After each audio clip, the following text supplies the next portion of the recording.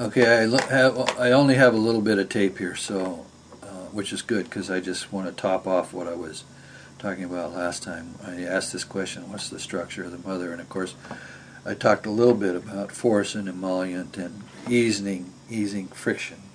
You know, at the end of the day, we want to ease the friction. We want to get lubricated or create an emollient between the two souls that are sharing a life together, and what that means. Okay. Now, in general, both on a macro scale in the social organism and on a micro scale in individual human beings, this is going on. We are leaving behind the paternalism of Western civilization, and we're entering into a new maternalism, a new, not going backward into the old feminine mysteries, but into new feminine mysteries. The spiritual is always changing and transforming, so we're going to get into new feminine mysteries. And what's the nature of these new feminine mysteries if we had to sort of encapsulate it? Well, the patriarchal structure was dominion over.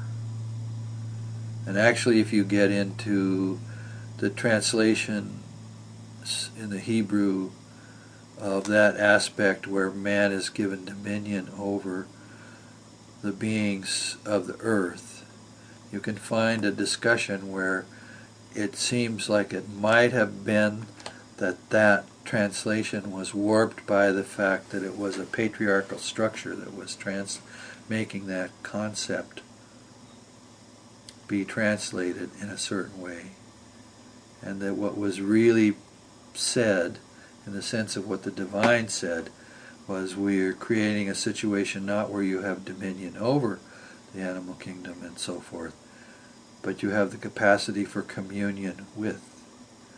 So with the redemption of Eros, we're leaving behind a time that's been dominated by a kind of thinking which would be called dominion over, and we're going to a time when the next phase of things can become communion with, but that requires human beings waking up and learning to manifest it.